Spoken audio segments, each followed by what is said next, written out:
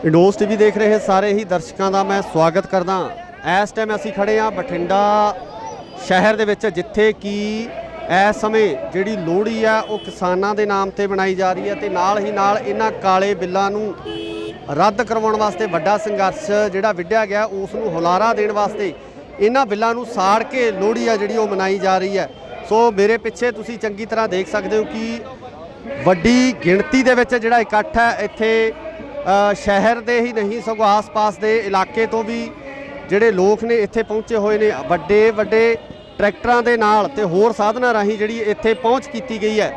सो मैं कैमरामैन नूं कहूँगा कि वो एक बार इधर जरूर दिखा देण कि इत्थे वड्डी गिणती दे विच जिहड़ा इकट्ठ है तो काफ़ी जोश है जिहड़ा ओह आम लोगों के विच देखण नूं मिल रहा है क्योंकि जिहड़ा एक कानून ने इन्हां कानूनां दा जिहड़ा प्रभाव है वह किसानां दे नाल सीधे तौर पर आम लोगों ते पैण वाला। सो इस गल नूं समझदे होए आम लोग बिना किसी भेदभाव तो बिना किसी धर्म जात ते वितकरे तो इस संघर्ष का हिस्सा बन रहे हैं, लगातार इस संघर्ष दे विच शामिल हो रहे हैं।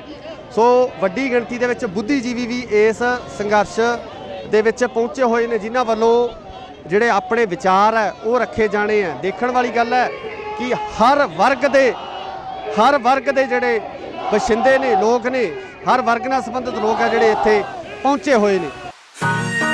वो जिहड़ा किसान अपनी फसल खातर पिंडे ते हंडाउंदा वो मांगदा पाला ते हाड़ जेड़दी धुप दिलिए 10 हक ले बिना वो किवें मुड़ जाऊ घर नूं वट के चुप घर नूं वट के चुप दिलिए। दिल्ली दे विच चल रहे किसानी संघर्ष नूं लैके जिथे किसान जथेबंदियां वल्लों इस लोहड़ी नूं किसानां दे नाल मनाउण दी ਅਤੇ ਨਾਲ ਹੀ ਕਾਲੇ ਬਿੱਲ ਸਾੜਨ ਦੀ ਗੱਲ ਕਹੀ ਗਈ ਸੀ। ਸੋ ਇਸੇ ਤਹਿਤ ਸ਼ਹਿਰ ਬਠਿੰਡਾ ਦੇ ਵਿਖੇ ਵੱਖ-ਵੱਖ ਜਥੇਬੰਦੀਆਂ ਵੱਲੋਂ ਸਾਂਝੇ ਰੂਪ ਦੇ ਵਿੱਚ ਇੱਕ ਮਾਰਚ ਕੱਢਿਆ ਗਿਆ ਅਤੇ ਇਸ ਮਾਰਚ ਦੇ ਦੌਰਾਨ ਭਾਰੀ ਗਿਣਤੀ ਦੇ ਵਿੱਚ ਟਰੈਕਟਰ ਕਾਰਾਂ ਅਤੇ ਹੋਰ ਵਹੀਕਲ ਜਿਹੜੇ ਉਹ ਸ਼ਾਮਿਲ ਹੋਏ। इस दौरान ਵੱਖ-ਵੱਖ ਬੁਲਾਰਿਆਂ ਵੱਲੋਂ ਸਟੇਜ ਤੋਂ ਸੰਬੋਧਨ ਵੀ ਕੀਤਾ ਗਿਆ। ਸਭ ਤੋਂ ਵੱਡੀ ਗੱਲ ਜੋ ਇਸ ਪ੍ਰਦਰਸ਼ਨ ਦੇ ਵਿੱਚ ਦੇਖਣ ਵਾਲੀ ਸੀ ਕਿ ਆਮ ਲੋਕ ਅਤੇ ਸ਼ਹਿਰ ਨਾਲ ਸੰਬੰਧਿਤ ਲੋਕ ਵੱਡੀ ਗਿਣਤੀ ਦੇ ਵਿੱਚ ਇਸ ਮਾਰਚ ਦਾ ਹਿੱਸਾ ਬਣੇ। ਉਹਨਾਂ ਵੱਲੋਂ ਆਪਣੇ ਵਹੀਕਲਾਂ ਦੇ ਉੱਪਰ बैनर लगा के किसान पक्षी नारे लगा के केंद्र की सरकार वालों पास किए गए काले कानूनों का विरोध किया गया।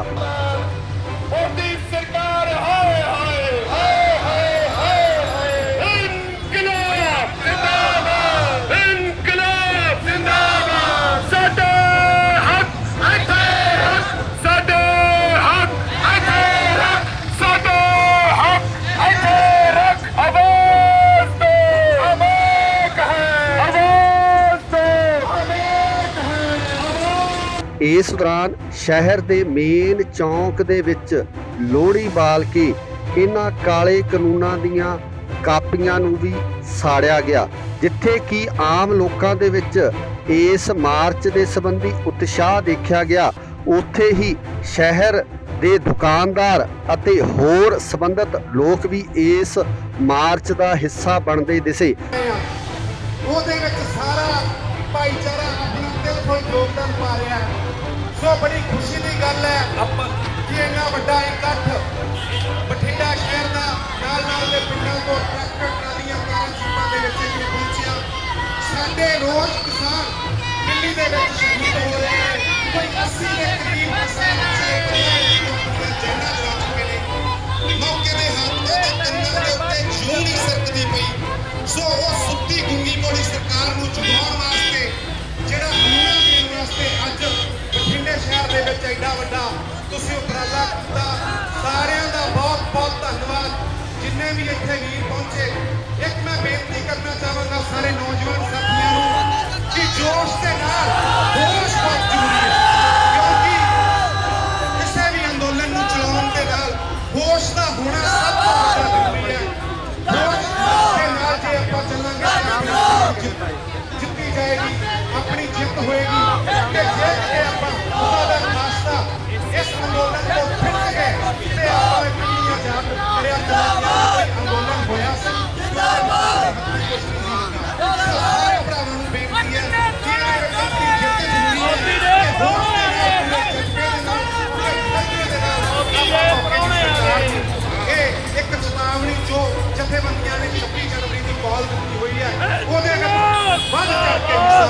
ਕਰਾਂਗੇ।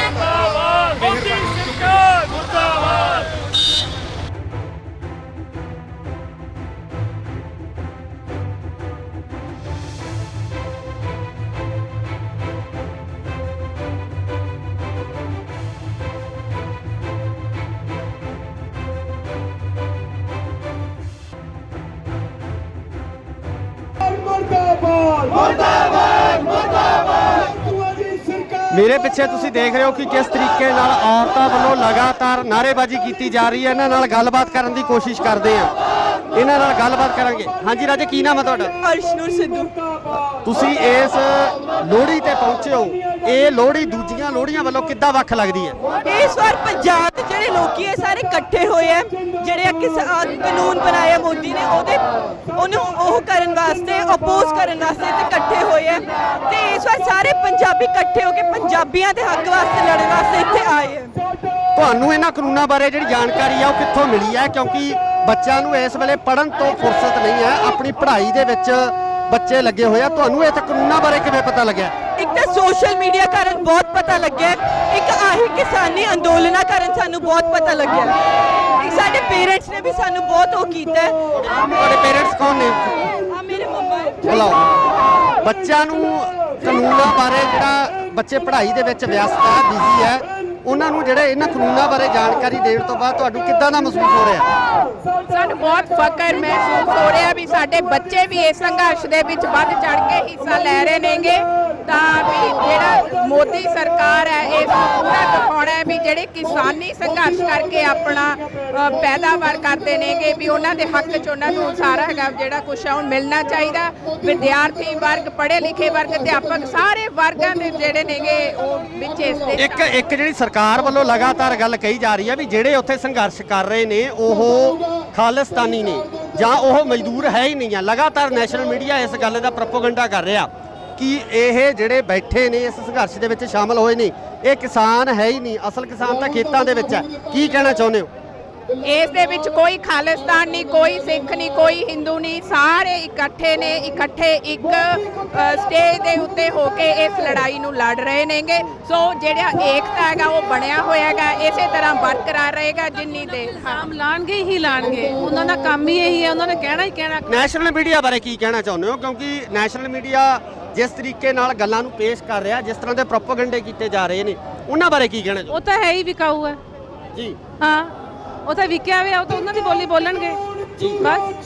ਸਰਕਾਰ ਨੂੰ ਕੀ ਕਹਿਣਾ ਚਾਹੁੰਦੇ ਹੋ? ਕਿਉਂਕਿ ਇਹਨਾਂ ਕਾਨੂੰਨਾਂ ਦਾ ਸਿੱਧਾ ਅਸਰ ਕਿਹਾ ਜਾ ਰਿਹਾ, ਸਾਡੇ ਕਿਸਾਨ ਆਗੂ ਕਹਿ ਰਿਹਾ ਸਿੱਧਾ ਅਸਰ ਆਮ ਲੋਕਾਂ ਤੇ ਪੈਣਾ। ਸਰਕਾਰ ਨੂੰ ਕੀ ਕਹਿਣਾ ਚਾਹੁੰਦੇ ਹੋ?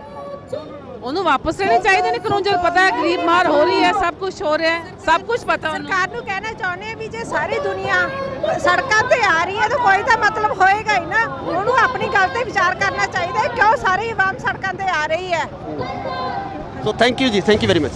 ਇਸੇ ਦੌਰਾਨ ਵੱਖ-ਵੱਖ ਜਥੇਬੰਦੀਆਂ ਨਾਲ ਸੰਬੰਧਿਤ ਬੁਲਾਰਿਆਂ ਵੱਲੋਂ ਸਟੇਜ ਤੋਂ ਸੰਬੋਧਨ ਕਰਦੇ ਹੋਏ ਕੇਂਦਰ ਸਰਕਾਰ ਨੂੰ ਆੜੇ ਹੱਥੀ ਲੈਂਦਿਆਂ ਕੇਂਦਰ ਸਰਕਾਰ ਵੱਲੋਂ ਪਾਸ ਕੀਤੇ ਗਏ ਇਹਨਾਂ ਕਾਲੇ ਕਾਨੂੰਨਾਂ ਨੂੰ ਵਾਪਸ ਲੈਣ ਦੀ ਗੱਲ ਵੀ ਕਹੀ ਗਈ ਅਤੇ ਜੋ ਲੋਕ ਇਸ ਸੰਘਰਸ਼ ਦਾ ਹਿੱਸਾ ਬਣਨਾ ਚਾਹੁੰਦੇ ਸਨ ਪਰ ਉਹ ਦਿੱਲੀ ਵਿਖੇ ਸ਼ਿਰਕਤ ਨਹੀਂ ਕਰ ਸਕੇ, ਉਹਨਾਂ ਵੱਲੋਂ ਬਠਿੰਡਾ ਦੇ ਇਸ ਮਾਰਚ ਦੇ ਵਿੱਚ ਆਪਣੀ ਹਾਜ਼ਰੀ ਲਵਾਈ ਗਈ।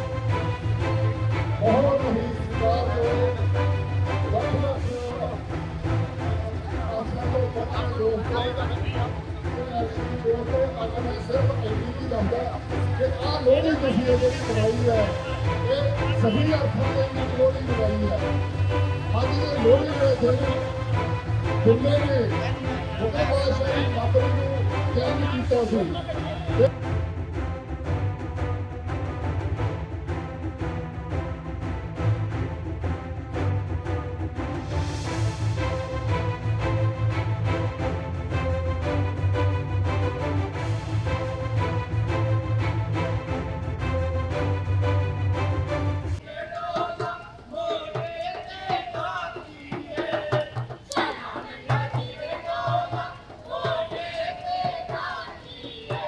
What?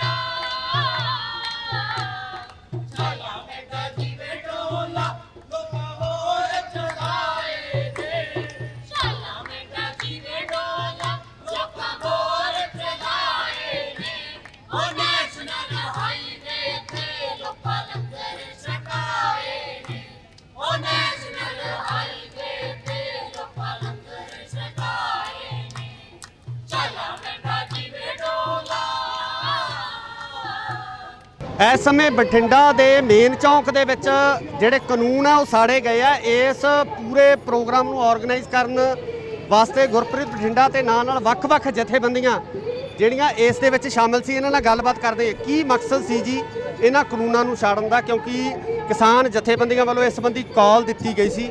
ਉਸ ਤੋਂ ਬਾਅਦ ਜਿਹੜਾ ਕੀ ਕਹਿਣਾ ਚਾਹੁੰਦੇ ਹੋ? ਜਿਹੜਾ ਇਹ ਤਿੰਨੇ ਕਾਨੂੰਨ ਮੋਦੀ ਸਰਕਾਰ ਲੈ ਕੇ ਆਈ ਹੈ, ਇਹ ਕਾਲੇ ਕਾਨੂੰਨ ਹੈ ਤਾਂ ਸਿੱਧ ਹੋ ਹੀ ਚੁੱਕਿਆ, ਪਰ ਹੁਣ ਕਾਲੇ ਕਾਨੂੰਨਾਂ ਉੱਤੇ ਕਾਲੀ ਸਿਆਹੀ ਫੇਰ ਕੇ ਪਰਦਾ ਪਾਉਣ ਦੀ ਸਰਕਾਰ ਕੋਸ਼ਿਸ਼ ਕਰ ਰਹੀ ਹੈ। ਜਿਹੜਾ ਲੇਟੈਸਟ ਸੁਪਰੀਮ ਕੋਰਟ ਥਰੂ ਹੋਇਆ ਜੀ, ਉਹਦੇ ਵਿੱਚ ਜਿਹੜੀ ਕਮੇਟੀ ਬਣਾਈ ਗਈ, ਉਹਦੇ 'ਚ 4 ਜਿਹੜੇ ਮੈਂਬਰ ਲਿੱਤੇ ਆ, ਉਹ 4 ਹੀ ਮੈਂਬਰ ਪਹਿਲਾਂ ਹੀ ਸਰਕਾਰੀ ਭਾਸ਼ਾ ਬੋਲਦੇ ਆ। ਤੇ ਅਸੀਂ ਬਠਿੰਡੇ ਦੇ ਲੋਕ, ਅਸੀਂ ਪੰਜਾਬ ਦੇ ਹਰ ਸ਼ਹਿਰ ਹਰ ਪਿੰਡ ਦੇ ਲੋਕ, ਅਸੀਂ ਸਿਰਫ ਪੰਜਾਬ ਨਹੀਂ ਇਸ ਪੂਰੇ ਹਿੰਦੁਸਤਾਨ ਦੇ ਹਰ ਸ਼ਹਿਰ ਹਰ ਸੂਬੇ ਹਰ ਪਿੰਡ ਦੇ ਲੋਕ, ਅਸੀਂ ਹੁਣ ਇਹ ਕਹਿਣਾ ਚਾਹੁੰਦੇ ਹਾਂ ਮੋਦੀ ਸਰਕਾਰ ਨੂੰ ਕਿ ਅਸੀਂ ਹੁਣ ਜਾਗ ਚੁੱਕੇ ਹਾਂ ਜੀ। ਇਹ ਜਨਤਾ ਜਾਗ ਚੁੱਕੀ ਹੈ। ਇਹ ਤੁਸੀਂ ਚਲਾਕੀਆਂ ਕਰਨੀਆਂ ਬੰਦ ਕਰ ਦਿਓ। ਗਲਤੀ ਹੋ ਜਾਂਦੀ ਹੁੰਦੀ ਹੈ, ਗਲਤੀ ਲੋਕਾਂ ਤੋਂ ਹੀ ਹੁੰਦੀ ਹੈ। ਤੁਹਾਡੇ ਤੋਂ ਲਗਾਤਾਰ 2014 ਤੋਂ ਗਲਤੀਆਂ ਹੋ ਰਹੀਆਂ। ਇਹ ਸਮਾਂ ਹੁਣ ਲੋਕ ਉੱਠ ਖੜੇ ਆ। ਇਸ ਸਮਾਂ ਹਜੇ ਵੀ ਤੁਸੀਂ ਹਵਾ 'ਚ ਫੈਲੇ ਹੋਏ ਅੰਦੋਲਨ ਨੂੰ ਪਹਿਚਾਣ ਲਓ। ਇੱਥੋਂ ਦਾ ਬੱਚਾ ਸਵੇਰੇ ਉੱਠ ਕੇ ਤੁਹਾਡੇ ਖਿਲਾਫ ਨਾਰਾ ਲਾਉਂਦਾ, ਇਹ ਕਾਨੂੰਨ ਵਾਪਸ ਲੈ ਲਓ। ਇਹ ਕਾਨੂੰਨ, ਇਹ ਕਾਲ ਦੇਣ ਲਈ ਅਸੀਂ ਇੱਥੇ ਮਾਰਚ ਕੱਢਿਆ ਸੀ। ਅੱਜ ਇਹ ਲੋਹੜੀ ਮਨਾਈ, ਕਿਸਾਨਾਂ ਦੀ ਲੋਹੜੀ ਮਨਾਈ। ਲੋਹੜੀ 'ਚ ਤਿੰਨੇ ਕਾਨੂੰਨ ਸਾੜੇ ਤੇ ਸਾਡੀ ਉਮੀਦ ਤੋਂ ਕਿਤੇ ਵੱਡਾ ਇਕੱਠ, ਜਿਹਦੇ 'ਚ ਹਜ਼ਾਰਾਂ ਦੇ ਹਿਸਾਬ ਨਾਲ ਕਾਰਾਂ, ਮੋਟਰਸਾਈਕਲ, ਸਕੂਟਰ, ਗੱਡੀਆਂ, ਟਰੈਕਟਰ ਸ਼ਾਮਲ ਹੋਏ ਜੀ। ਤੇ ਮੈਂ ਸੁਣਿਆ ਕਿ ਇਹੋ ਜਿਹਾ ਇਕੱਠ ਪੰਜਾਬ ਦੇ ਹਰ ਸ਼ਹਿਰ 'ਚ ਹੋਇਆ ਜੀ। ਤੇ ਹਰਿਆਣੇ 'ਚ ਵੀ ਹੋ ਰਿਹਾ, ਬਾਕੀ ਸੂਬਿਆਂ 'ਚ ਵੀ ਹੋ ਰਿਹਾ, ਤੇ ਹੌਲੀ ਹੌਲੀ ਇਹ ਪੂਰੇ ਹਿੰਦੁਸਤਾਨ 'ਚ ਫੈਲ ਜਾਣਾ।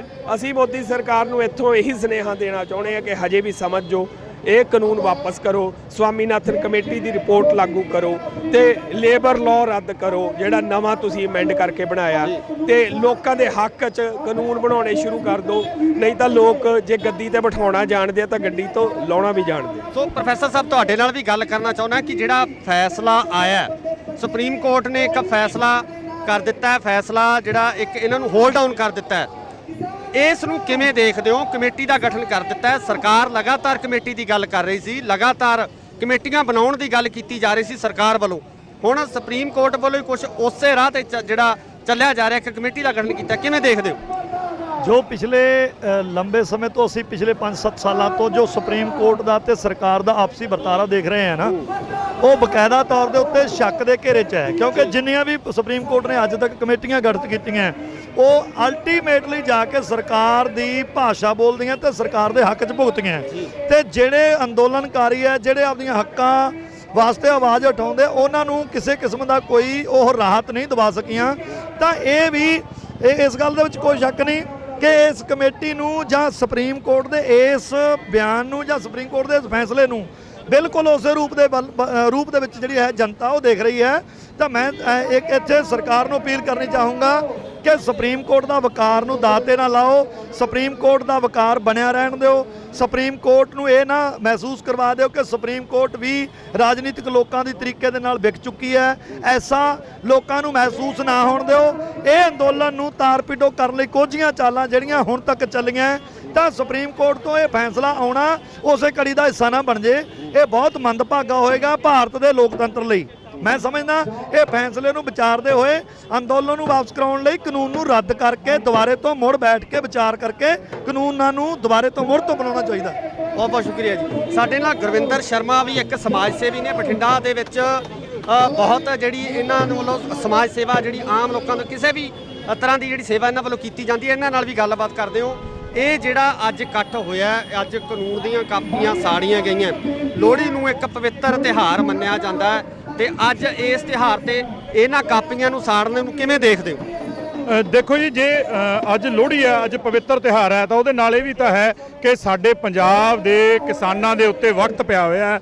ਸਾਡੇ ਪੰਜਾਬ ਦੇ ਕਿਸਾਨ, ਪੰਜਾਬ ਨਹੀਂ ਕਹਿੰਦਾ ਮੈਂ, ਹੁਣ ਤਾਂ ਹਿੰਦੁਸਤਾਨ ਦੇ ਕਿਸਾਨ, ਦੇਸ਼ ਦੇ ਕਿਸਾਨ ਜਿਹੜੇ ਹੈਗੇ ਆ ਉਹ ਬਾਰਡਰ ਤੇ ਬੈਠੇ ਨੇ, ਲੱਖਾਂ ਦੀ ਗਿਣਤੀ ਦੇ ਵਿੱਚ ਨੇ। ਉਹ ਦਿਨ 2 ਮਹੀਨਿਆਂ ਦੇ ਨੇੜੇ ਪਹੁੰਚ ਗਿਆ ਸੰਘਰਸ਼, ਤੇ ਉਹ ਠੰਡ 'ਚ ਬੜੀ ਬੜੀ ਮੁਸ਼ਕਿਲ ਦੇ ਨਾਲ ਗੁਜ਼ਾਰਾ ਕਰ ਰਹੇ ਨੇ। ਦੱਸਦੇ ਹੋਏ ਸਾਡਾ ਮਨ ਭਰਦਾ ਹੈ ਕਿ ਉਹਨਾਂ ਦੇ ਹਾਲਾਤ ਕੀ ਨੇ। ਤੇ ਜਦੋਂ ਸਾਡੇ ਭਰਾ ਦੁਖੀ ਨੇ ਇਨਸਾਨੀਅਤ ਦੇ ਨਾਤੇ, ਜਦੋਂ ਸਾਡੇ ਮੁਲਕ ਦੇ ਵਸਿੰਦੇ ਦੁਖੀ ਨੇ, ਤਾਂ ਸਾਨੂੰ ਜਿਹੜਾ ਹੈਗਾ ਤਿਉਹਾਰ ਚੰਗੇ ਨਹੀਂ ਲੱਗਦੇ। ਇਸੇ ਕਰਕੇ ਅਸੀਂ ਰੋਸ ਵਜੋਂ ਇਹ ਜਿਹੜੀ ਲੋਹੜੀ ਮਨਾਈ ਹੈ, ਇਹ ਮੋਦੀ ਦੇ ਕਾਨੂੰਨ ਜਿਹੜੇ ਉਹਨੇ ਲਿਆਂਦੇ ਆ, ਲੋਕ ਮਾਰੂ, ਕਿਸਾਨ ਮਾਰੂ, ਕਿਸਾਨੀ ਮਾਰੂ, ਖੇਤੀ ਮਾਰੂ, ਉਹ ਕਾਨੂੰਨਾਂ ਨੂੰ ਸਾੜ ਕੇ ਤਿਲ ਪਾਉਣੇ ਆ। ਅਸੀਂ ਬਿੱਲ ਪਾ ਕੇ ਸਾੜੀ ਆ ਇਹ ਲੋਹੜੀ, ਤੇ ਅਸੀਂ ਮੋਦੀ ਨੂੰ ਸੁਨੇਹਾ ਦਿੱਤਾ ਕਿ ਤੂੰ ਸਾਡੇ ਕਿਸਾਨਾਂ ਭਰਾਵਾਂ ਦੇ ਨਾਲ, ਸਾਡੇ ਸਮਾਜ ਦੇ ਨਾਲ ਧੱਕਾ ਕਰਨਾ ਚਾਹੁੰਦਾ ਹੈ। ਪ੍ਰਧਾਨ ਮੰਤਰੀ ਹੋ ਕੇ ਤੇਰੇ ਮੂੰਹ ਚੋਂ ਹਜੇ ਤੱਕ ਸੰਵੇਦਨਾ ਦਾ, ਇਨਸਾਨੀਅਤ ਦਾ ਇੱਕ ਵੀ ਲਫ਼ਜ਼ ਨਹੀਂ ਉਹਨਾਂ ਕਿਸਾਨਾਂ ਪ੍ਰਤੀ ਬੋਲਿਆ ਗਿਆ। ਪਰੰਤੂ ਅਸੀਂ ਲੋਕ ਤਾਂ ਜਾਗਦੇ ਹਾਂ, ਸਾਡੀਆਂ ਜ਼ਮੀਰਾਂ ਜਾਗਦੀਆਂ। ਜ਼ਮੀਨਾਂ ਭਾਵੇਂ ਸਾਡੇ ਕੋਲੇ ਨਹੀਂ, ਪਰ ਹਰ ਉਹ ਬੰਦਾ ਇਸ ਸੰਘਰਸ਼ ਦੇ ਵਿੱਚ ਸ਼ਾਮਲ ਹੈ ਜਿਹਦਾ ਜ਼ਮੀਰ ਜਾਗਦਾ ਹੈ, ਜਿਹੜਾ ਟੁੱਕੜ ਖਾਂਦਾ ਹੈ। ਇਸ ਕਰਕੇ ਅਸੀਂ ਅੱਜ ਜਿਹੜੀ ਕਾਲੀ ਜਿਹੜੀ ਇਹ ਮਨਾਈ ਹੈਗੀ, ਤਿਲ ਸਾੜੇ ਆ, ਤਿਲ ਦੀ ਥਾਂ ਤੇ ਬਿੱਲ ਸਾੜੇ ਆ, ਤੇ ਇਹ ਲੋਹੜੀ ਮਨਾਈ ਹੈ ਜੀ। ਸੋ ਇਹ ਸ਼ਹਿਰ ਦੀਆਂ ਵੱਖ-ਵੱਖ ਜਥੇਬੰਦੀਆਂ ਵੱਲੋਂ ਸਾਂਝੇ ਰੂਪ ਦੇ ਵਿੱਚ ਇਹ ਲੋਹੜੀ ਆ ਜਿਹੜੀ ਇਹ ਮਨਾਈ ਗਈ ਹੈ। ਇਸ ਲੋਹੜੀ ਦੌਰਾਨ ਜਿਹੜੇ ਕਾਲੇ ਕਾਨੂੰਨ ਹੈ, ਜਿਹੜੇ ਕੇਂਦਰ ਦੀ ਸਰਕਾਰ ਵੱਲੋਂ ਪਾਸ ਕੀਤੇ ਗਏ ਹੈ, ਉਹਨਾਂ ਬਿੱਲਾਂ ਨੂੰ ਸਾੜਿਆ ਗਿਆ। ਜਿਸ ਤਰ੍ਹਾਂ ਕਿ ਕਿਹਾ ਗਿਆ ਕਿ ਤਿਲਾਂ ਦੀ ਜਗ੍ਹਾ ਬਿੱਲ ਪਾ ਕੇ ਇਸ ਲੋਹੜੀ ਨੂੰ ਮਨਾਇਆ ਗਿਆ। ਇੱਕ ਸੁਨੇਹਾ ਸਰਕਾਰ ਨੂੰ ਦੇਣ ਦੀ ਕੋਸ਼ਿਸ਼ ਕੀਤੀ ਗਈ ਹੈ। ਇਸੇ ਤਰ੍ਹਾਂ ਜੁੜੇ ਰਹੋ ਇੰਡੋਜ਼ ਟੀਵੀ ਆਸਟ੍ਰੇਲੀਆ ਨਾਲ। ਧੰਨਵਾਦ। ਉਹ ਜਿਹੜਾ ਕਿਸਾਨ ਆਪਣੀ ਫਸਲ ਖਾਤਰ ਪਿੰਡੇ ਤੇ ਹੰਡਾਉਂਦਾ, ਉਹ ਮਾਗਦਾ ਪਾਲਾ ਤੇ ਹਾੜ ਜੇੜ ਦੀ ਧੁੱਪ। ਦਿੱਲੀਏ 10 ਹੱਕ ਲੈ ਬਿਨਾ ਉਹ ਕਿਵੇਂ ਮੁੜ ਜਾਊ? ਘਰ ਨੂੰ ਵੱਟ ਕੇ ਚੁੱਪ, ਘਰ ਨੂੰ ਵੱਟ ਕੇ ਚੁੱਪ। ਦਿੱਲੀਏ